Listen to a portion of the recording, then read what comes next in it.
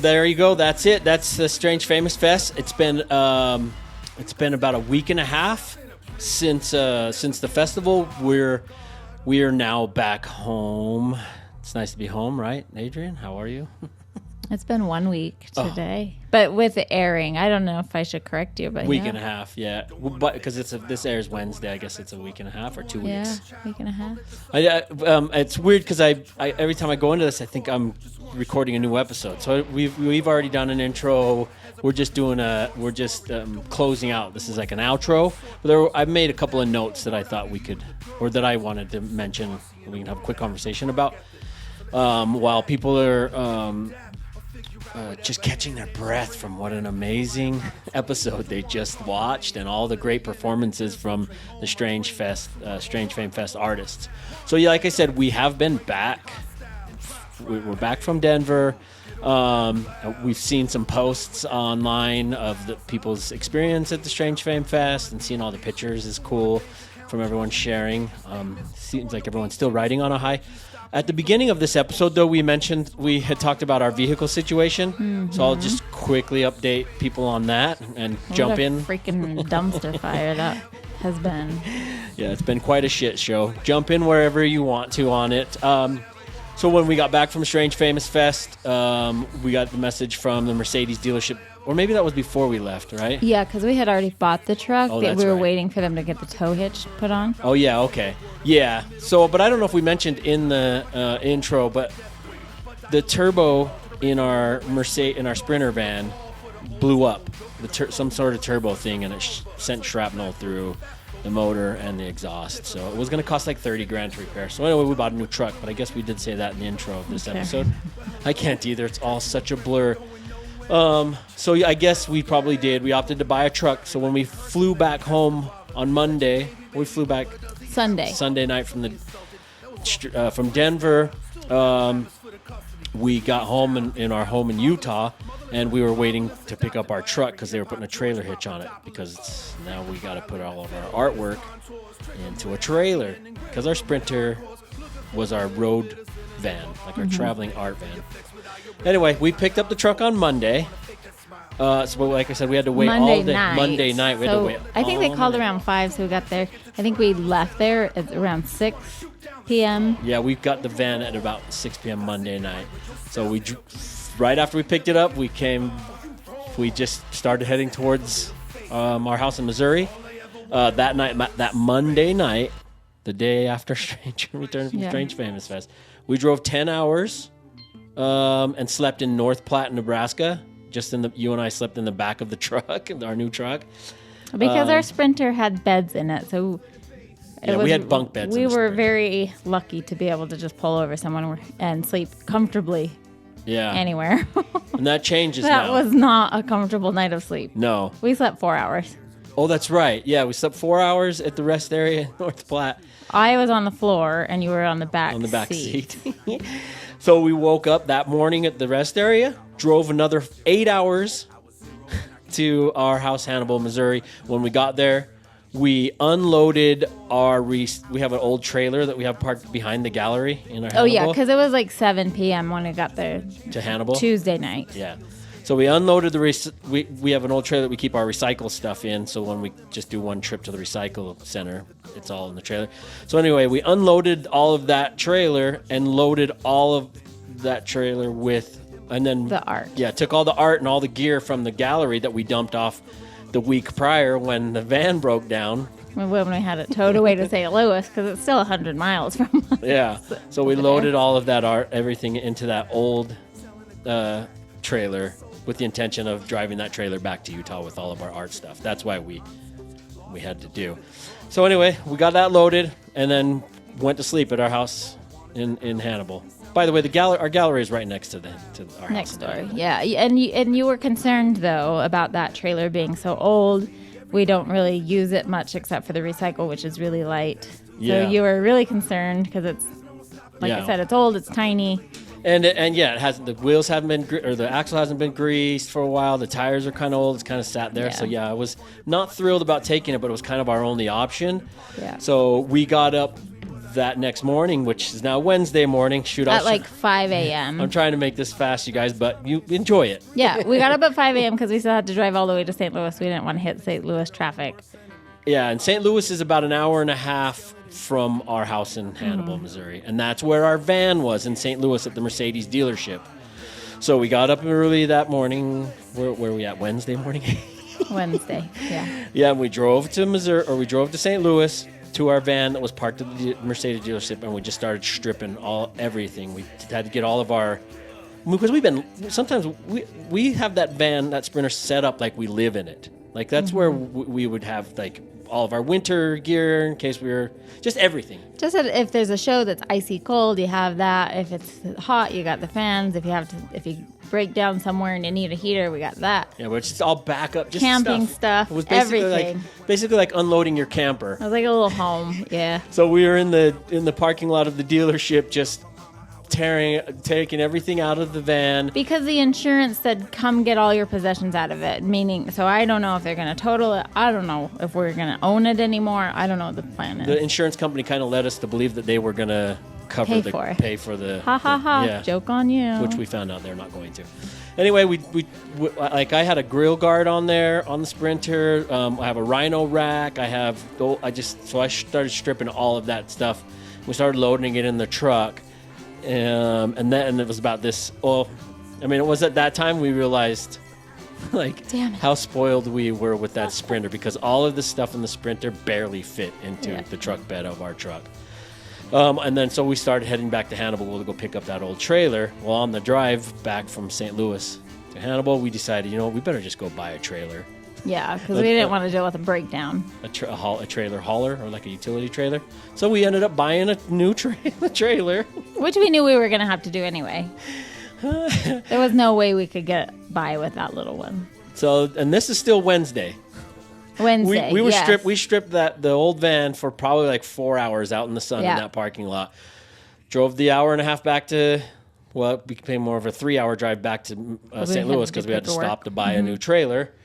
And then we got to Hannibal, and we had to unload the old trailer that we had just loaded with all of our art. Well, first we had to get all the van stuff out of the truck. Oh, that's right. Shit. And then we put the stuff from the old trailer into the new trailer. And then we started driving back to Utah. So that we drove... to North Platte again. Yeah, this time we drove 8 hours to Kearney, Nebraska. And we slept in Kearney, Nebraska in the back of the truck again. And it was so bloody hot. And humid. While we were asleep at the rest area. So I rolled down the windows. And because it was just too hot, and I fucking was getting eaten alive by mosquitoes. Yeah, there was about 1 billion mosquitoes that came in. But I was so exhausted, I was just like, fuck it. I'm not getting up to roll these windows up. And we slept another 4 hours. Yeah, that was about another 4-hour sleep. Woke up that Thursday morning, drove another 10 hours to Utah, and we got to Utah. We did. We got to Utah, and we were good. And I was like, we should probably record this outro. And we came out to record the outro, but I'll only speak for myself, but I was just so exhausted and burned out. I'm still tired. I'm ready to go take a nap right now. But we started recording the outro, but I was just being a real dick. Like I was just exhausted. And so we bagged that. Here we are. Ready to roll again. Yeah. The insurance did say, call Cash for Cars. Hopefully we'll get some money for the van. That van was awesome. It only had 210,000 miles on it.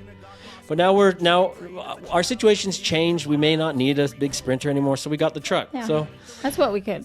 Yeah. So now it's not what we could afford, but it was the most affordable of the options. Yeah, it wasn't what we wanted to be buying right now, but we took care of it. All right. So that's if we did kind of giggle when Sage was talking about his travel issues. That's why, because we kind of deal we're in the same boat. Thing. Yeah. Because we didn't even talk about going to Chicago and we did it the first of the episode. Oh, okay. Yeah, it's just been a 2-week nonstop. You and I haven't stopped for 2 weeks. No. Thank God our kids are old enough and good enough, trustworthy enough that we were able to just leave them. Yeah. I think yesterday was the first day we spent a whole day with them in 2 weeks. Well, yeah, so we bought a brand new truck with 14 miles on it. After our drive to St. Louis and back to Utah, it's already got 2,700 miles in it in 2 days. 3 days. 4. Yeah, Well, crazy. you know, on the drive back, I needed to take a little nap, and you drove for a second. But while we were driving back, I posted on Instagram saying that we weren't going to have the episode airing that Wednesday night because we were still, or this episode airing last Wednesday because we were still driving back from Missouri. But I just posted that you and I were kind of in the neck deep in shit. Without going into the details into it. But everyone's been so kind to us. Like after I posted that on IG, Mr. Dibbs reached out to me and he was like, hey, if you guys need some help disposing of a body, let me know. Which was fucking cool. Wait, in this episode, didn't we already figure out how to dispose a body? Oh, yeah, that's true. We did. That was cool. And then like a few minutes after that, cas-one called me and you know, said, sweet. hey, I saw your post. Everything all right. Explained to him what was going on. And then just a little bit after that, later that night, Storm Davis of Strange Famous sent me a message, and he basically said, he read, you know, that he said, I hope being neck deep in shit just means you're really busy and not anything else. If it's anything else, let me or any of us in the crew know. We can help you out. And I just told him, yeah, we're it's just good. one of those situations where they come up every couple years or 10 years or And whenever. We've had it. This is like yeah. It's just been a long time that Sprinter's been good to us. It's been a long time since we've been needing a tow, needing to like be quick on our feet, especially in the peak of our art season. Yeah, well, and we've been spoiled with the Sprinter and been spoiled with our collectors. We haven't really had like a busy, crazy year like we're about to have. So just this year's been a little wild. Anyway, but I will say I'm not pardoning myself. What I'm saying, I was so stressed out at Strange Famous. Not that they didn't stress me out, but just the situations that we were in and all of it, everything. Knowing that I likely had a few too many drinks at the end of the night of Strange. I don't think anybody. I mean, maybe someone noticed that. Oh wow, you were chattier, I was more chatty than usual, but more happy than my grumpy normal self. Yeah, but I think, well, for me, someone who I drink, so I when I see people having a good time, I like it. Well, I was just like, you know what? You're off filming. The kids are at home safe. Yeah, I'm good. I'm just going in. Well, yeah. So it's been cool reading some articles. Like some people wrote like articles. It was cool. Like when I was growing up, I had the Source magazine, like a hip hop magazine. Mm-hmm. That's where you kind of got information to read about like what's going on in hip hop. Mm-hmm. With the new Instagram days and all that. You don't really like read articles or something. I don't know, something. Probably not to do, or we haven't seen them. I guess to do with indie or any hip hop. I think even wasn't High Times kind of a source for music too. Yeah, High Times that Rolling Stone. But yeah, so there's been some cool articles written about the Strange Fame Fest, which is cool to look on, just because we had inside tracks, so it was cool to read those and. Someone had mentioned that it was like a throwback hip hop kind of show. It felt like that. It felt like I'd never been to a Scribble Jam show, but I saw a couple of posts and articles about it having that vibe of it being like a Scribble Jam show, like an early Scribble Jam show, which is a good thing. Good. It was like a good. Yeah, it was such a good day. Everything about it, and the night before at their Airbnb, everything was just so. They're such lovely people, and they all just killed it. They were so awesome. They really were. I'll just mention quick little things about everyone. Then they'll be quick. I saw someone did post that this is how they explained the Strange Fame Fest. They said it was kind of in the early part of the day, because it was a 5-hour show. In the early part of the day, and when the sun was shining, it kind of felt like a family picnic. And then by the end of the night, it was like, like a full-on kind of like party. Mm-hmm. The weather was cool. Like it seemed like a big storm was going to come in, but that cleared. And I have been seeing posts that not too far away, people were at a show and there was a hailstorm. Like people got injured and like major storms. So the clouds parted, the weather opened up for Strange Fame Fest, or the Strange Fame artists to destroy. I told you the rare bird said I was the weather queen when I said it's going to be fine. Although, yeah, that's right. And the rare birds were playing with Wheelchair Sports Camp. Yep.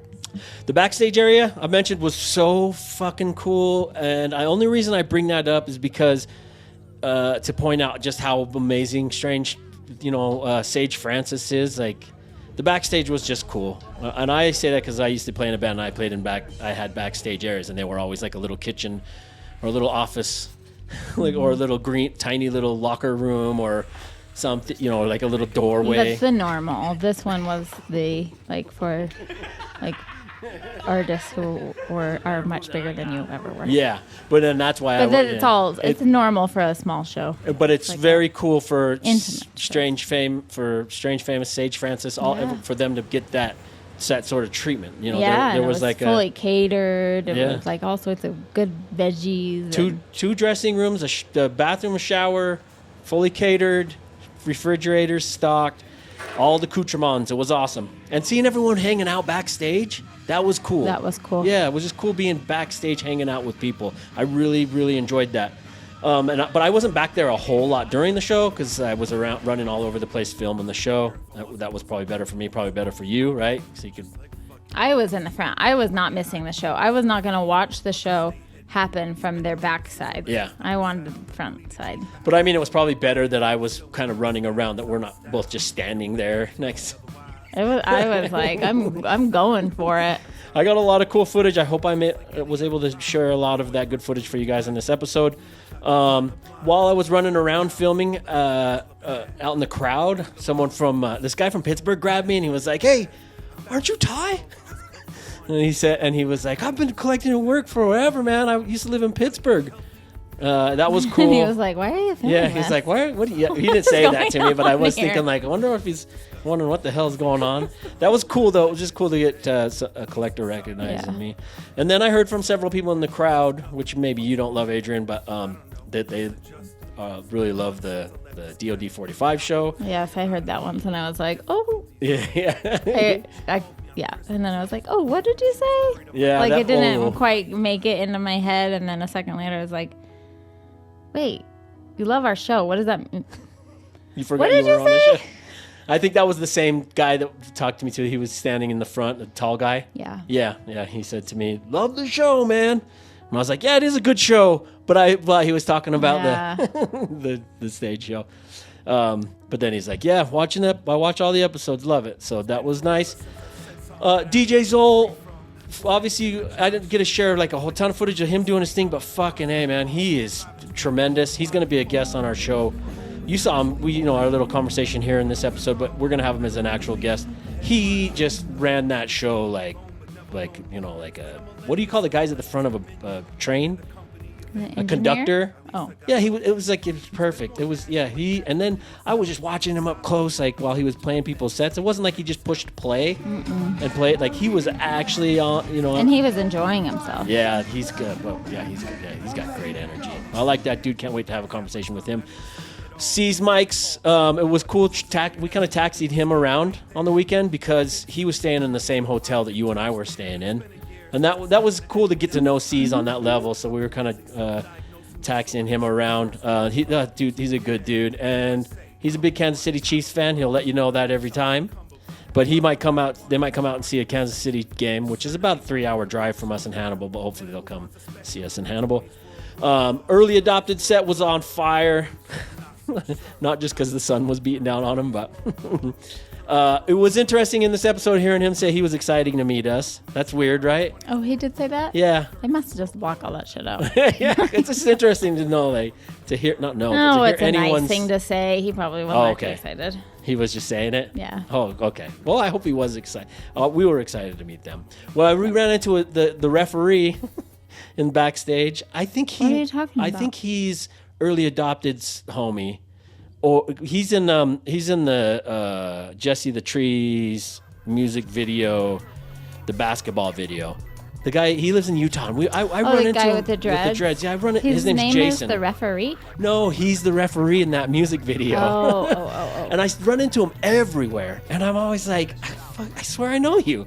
But Did you figure out how you I don't know him? We met him once. He came. I don't really know. But even backstage, I even went to him. I was like, "Hey, what's up, man? How are you?" And then we saw him when we were leaving. We saw him we were on the same flight. On the same flight out.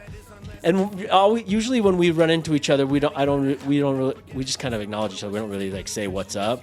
But when I was boarding the plane, I did. We both looked at each other and laughed, and I was like, "What's up, man?" I finally said like just "What's up?" Because anyway, Mopes and Jesse the Tree on stage together. Fucking that felt right. That just feels right to me. I said even during Mopes' set after he came off stage after his set, I said as he was coming off, I was like, "You're seriously the fucking dopest." And he got all shy because he's shy. Hanging out with cas-one during the weekend was really cool. We went over to the Cherry Creek Mall and hung out with him and his son, and then went back to his Airbnb and just kind of shot the shit. Learned some things about Had lunch. some other MCs. That was very interesting. No one in Strange Famous, but yeah, had lunch with them. That was cool. We did a little yoga. Oh, yeah. No, we didn't. We got to watch Sean Little do some yoga. You know what? We did talk about there at Cass's B&B that this was right before the show was going to, right before the show. We were talking about remaining in people's purview, I think is the word.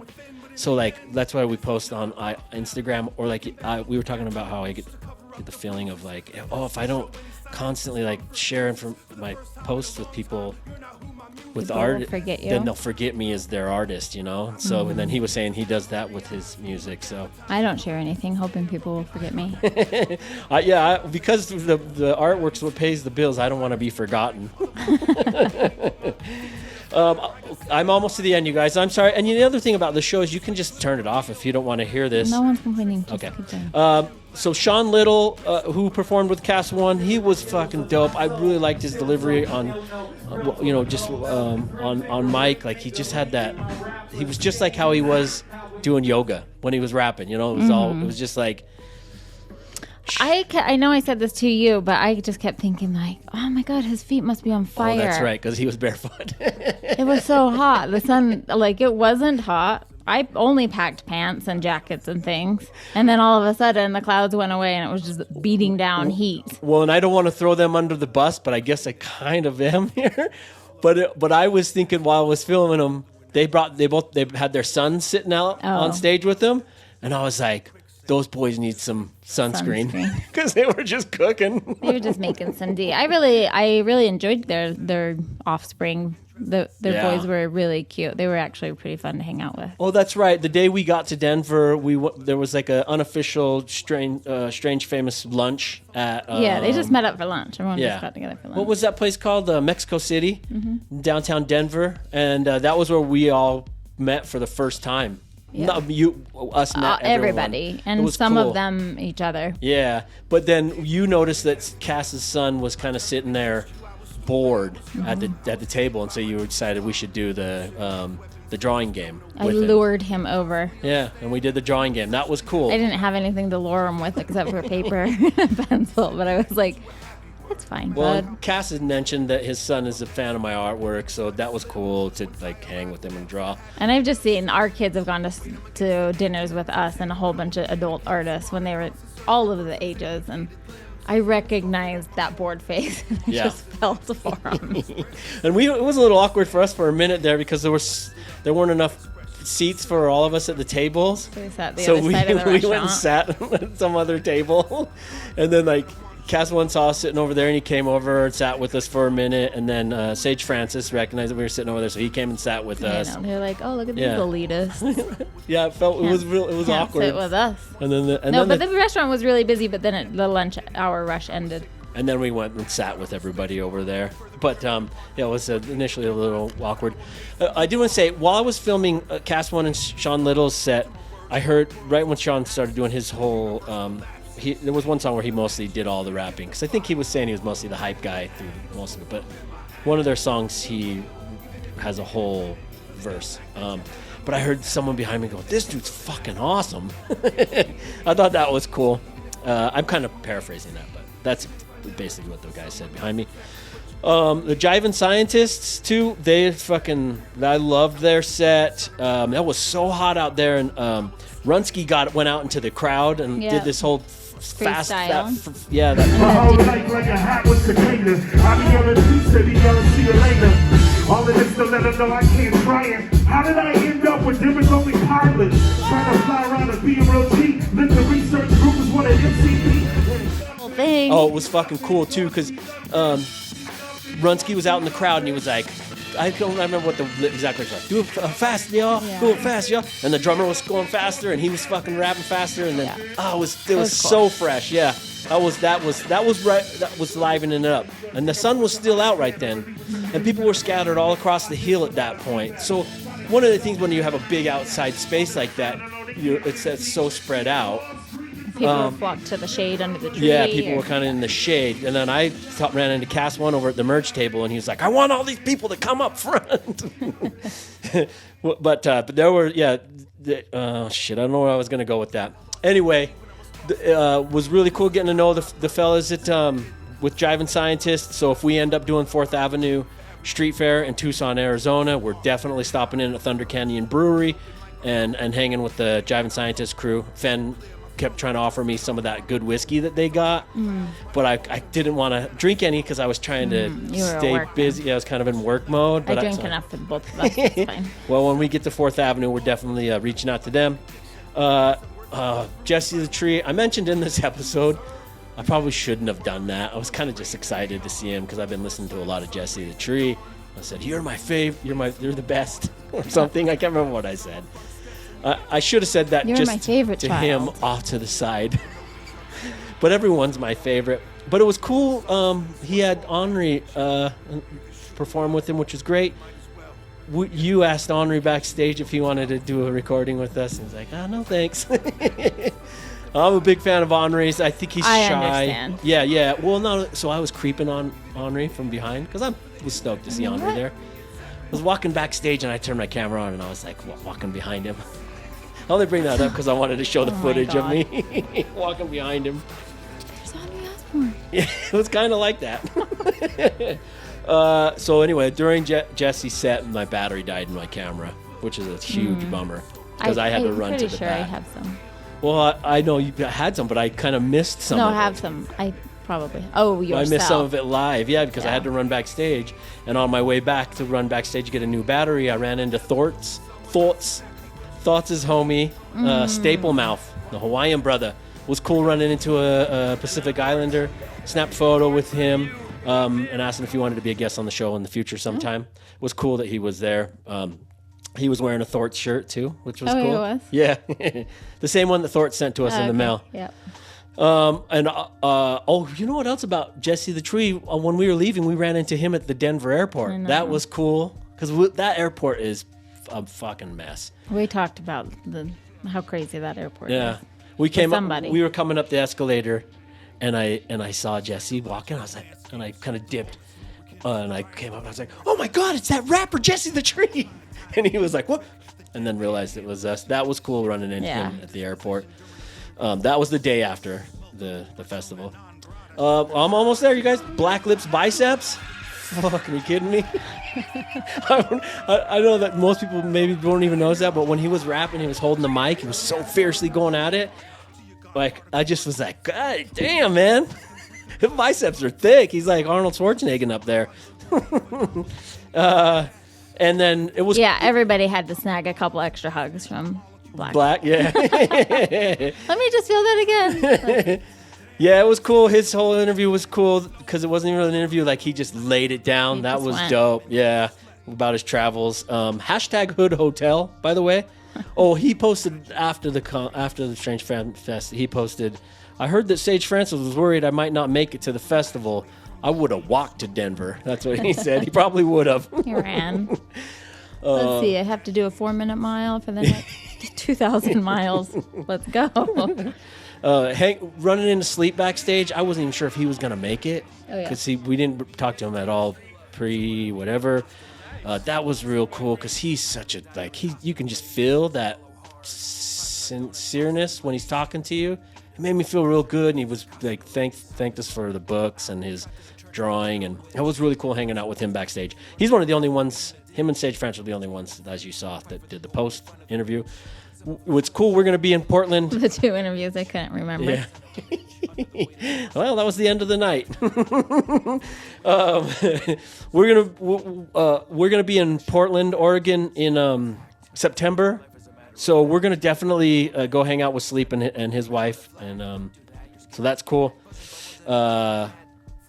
I got a lot of comments from the people in the crowd about the Meter Maids episode, the DOD45 Meter Maids episode. Quite a few comments from people, because that was the episode that aired right before this. Right when they came out, that was when the sun started to go down and the stage lights started coming on. That was when it started to turn into like party vibe almost. Yeah, the stage lights started to be seen because they were always on. Yeah, but because the sun was so them. shining. Yeah. But it had that Friday Night Lights football game kind of vibe. Like it was like, oh, now it's really gonna get charged up. That was cool. They did a No Sleep Till Brooklyn's kind of like. I don't know if it wasn't a cover. It was kind of their version of it. I fucking loved that. All right, y'all know something. We're released from Brooklyn. I don't live there anymore, but we're still released from Brooklyn. And they can still use some help. Go! Sleep till Brooklyn! Go! Sleep till Brooklyn! We need the bad news, man. Hold up, don't act. Wheelchair Sports Camp was obviously amazing. Their band is so fucking efficient. It was really cool. The Rarebirds came out and did a performance with them. Now here, I'm gonna try to remember their names. It was Coco and is it Kia or Kea? Kia? I only met 2 of them, and I thought it was Coco and something with an M. Well, and then Machete Mouth. Well, someone's named Machete Mouth too. That was fucking cool. I know. I was That's like, a great that's an name. amazing name. Well, I think her name's Kia or Kate. Shoot, I feel bad. Like I said, I'm horrible with names. She had some really cool vocals in the track that they were. It was just like this cool sound. It was different. It was really distinct. So, yeah, the Wheelchair Sports Camp brought it. It was cool. That line. She has a line where she goes, "Shut up, you talk," or they said, "You talk too much." She said, "Shut up, you walk too much." Yeah, I know. It was cool. Everyone in the crowd laughed. Like it was just cool. That means they were paying attention. Yeah. You know, I loved that. They're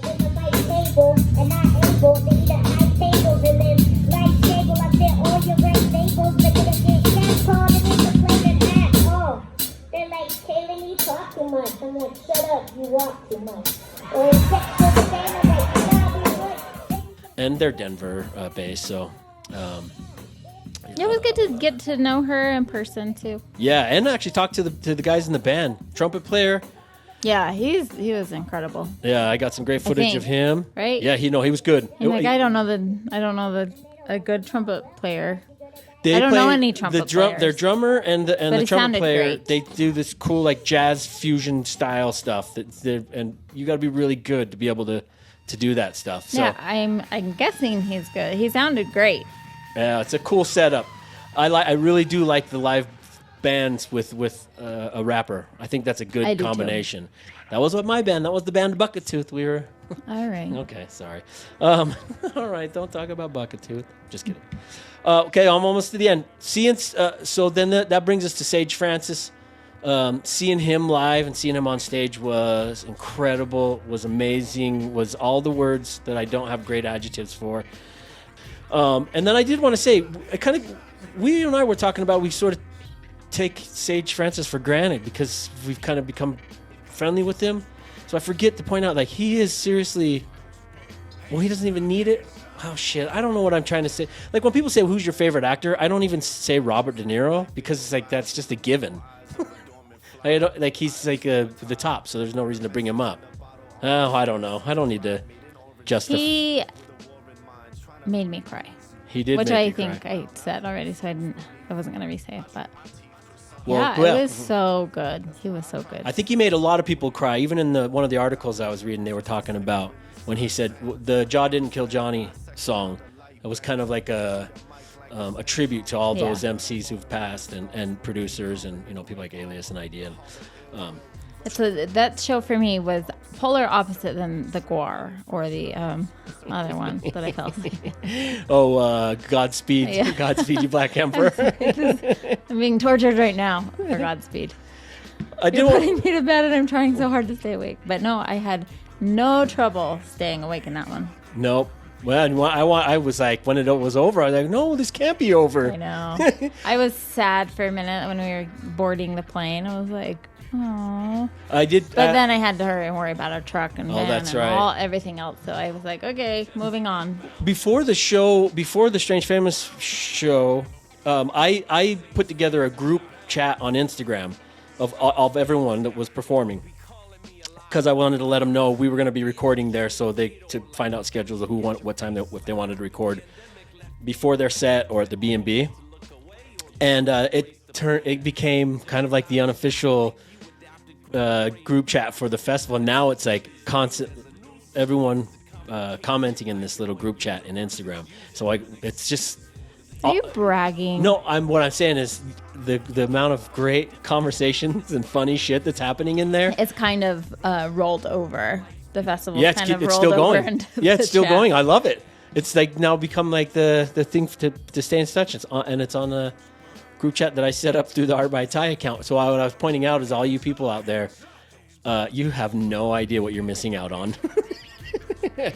There's some funny stuff there, but that's for us to know. I do want to just say, I never got to see Storm Davis perform ever. Well, actually, not most people I never got to see.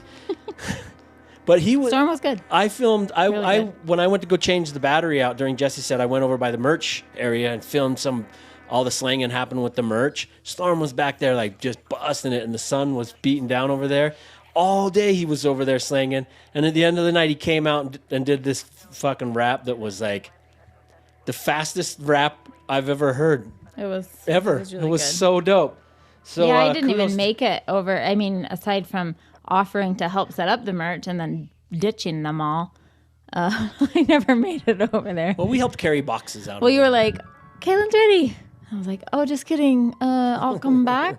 But then I don't know. It was cool. I don't know what It was happened. cool over there, just seeing the excitement from Yeah. people buying up merch and just And seeing. meeting their artists. Yeah, because Sage was standing back there, and I was filming people, and I could see people kind of like whispering to each other, like, "Oh fuck, there's Sage right there. There he is right there." It's just cool to Yeah. see people get excited from that stuff. I love it. Speaking of, when I was also walking around over there, you and I had known that Slug was going to be at the show and that he was going to be perform, at the freestyle at the end.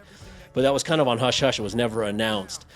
So when I was coming back from getting the battery, I saw Slug in the crowd and people like just flocking to him, getting selfies with him, and just seeing everyone's excitement from that. And then even during the show, Slug was he was hanging out backstage, and then even like right behind the performance, he was kind of peeking out, and you could hear people in the crowd going, "Oh my God, it's atmosphere!" Which was cool. I love seeing people get excited over that shit. I know. He was standing right next to me, and I looked over, and I was like, oh, shit, that's Slug. He's a lot taller than I thought he would be. And then I said hi, and he was like, oh, yeah, were you on my show yesterday? And I was like, oh, shit. He did. No. I was at therapy because I don't know, but I was clear that I was like, you were on our show. Yeah. And it just missed. Yeah. I think he thought I was talking about his show the night prior. Yeah. And I was just like, anyway, okay, bye. Well, yeah. I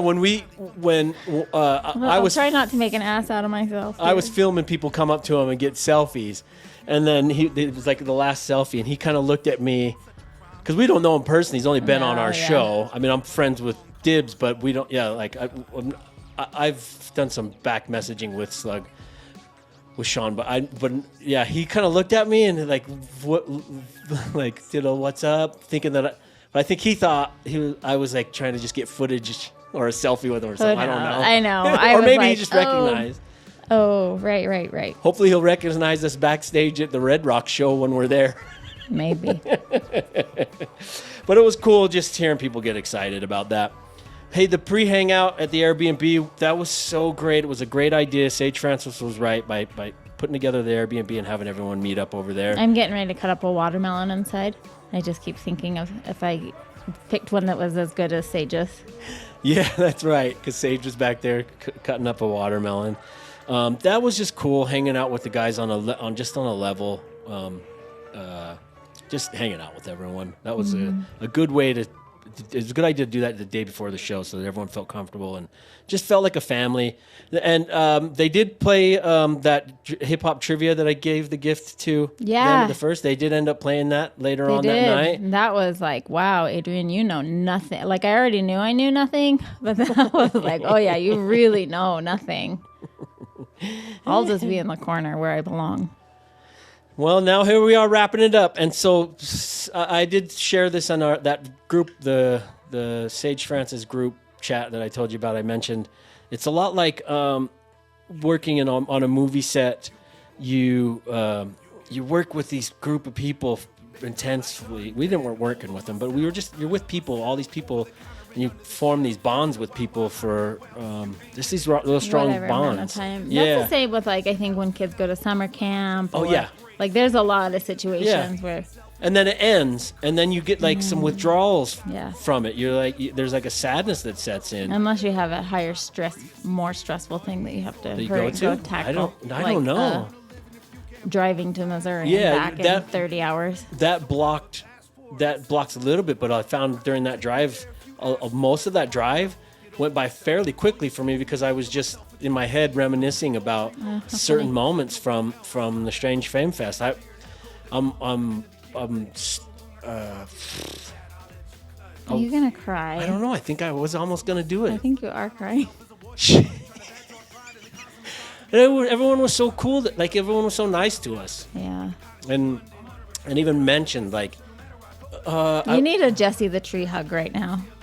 Yeah. It was just cool being with each. It was he just gives cool. a good hug. Yeah, he really does.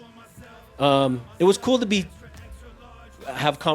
with these people and not treated like we were just like some fans or something. Like it's just nice to be, because it is weird when we get referred to as like podcasters or a podcaster or like something, because I'm not a podcaster. I mean, kind of, you are. Well, I know, but I'm not. I'm an art. Like I hate saying that, but I am an artist. People collect my artwork, so I'm. Well, I don't know where I was going with that. It was just really. Yeah, they were very warm and welcoming. Are we done? Okay. Yeah, we are almost. I guess that's a good thing about social media, though. We will be able to stay in touch with everybody, and maybe we'll get to see them all next year at the annual Strange Famous Fest. Oh, I did want to just point out how awesome the whole show was. It was pretty amazing that every artist that was billed that they had on the poster, every single one of them showed up, all from different places. Every single one of them showed up, did their set, and on time. There was a very strict schedule backstage that said, they had 5 minutes in between each act. And there was a sign right in the backstage that just reminded you what time you need to be off and what time the next one comes on. Everybody went on at their time and came off at their time. So that was the way that was ran was really impressive, and even just the putting it all together was really impressive. And you and I know that from experience of putting events on, how hard it is, like how many things can fall apart. It's my least favorite thing in the world to do, but if you have to do it, like only you can do it. Yourself, because leave that up to anybody else. The shows we used to put on was dealing with a whole bunch of different talent, a whole bunch of different just a bunch of things. It's really difficult to do. So I was so impressed with Strange Famous Fest. There's no reason why that shouldn't continue on. I'm sure it was grueling for both Sage Francis and Storm Davis, but I just want to point out they did a tremendous job, and the proof is in the pudding. Everyone was so happy there, and everyone left super happy. So, all right, I'll close with what I mentioned in my recent post on my Instagram account. In my post, it just said, in case you don't follow me on my ArtByTai social media, I just said, I figured out why I admire this guy so much, and it was a picture of you and I and Sage Francis. The level of care and effort that he has put into his music and his label is on par with that which you and I have put into the ArtByTai brand, and what I put into my artwork. The grind is real, the passion is real, the results are real. It's truly an honor for us to have an association with Sage Francis, his label, and the Strange Famous Records family. So peace to everyone out there in the Strange Famous family. Peace to everyone who came out to the show. And peace to anyone who listens to the DOD45 podcast. We genuinely appreciate all of you. Real quickly, this is the last episode of this season. I don't know if I'm going to do the season thing anymore. We got such a busy schedule. We might just do an episode, put it up, always on Wednesday nights. But some people that we do have locked in for the next season, in case we do go seasons, we got Tumex, Exostereo. Candy's 22 has a new album coming out, so we're going to get a chat in with Exostereo. Buddy Peace. Travis Eller of Ugly Outlaw Hats.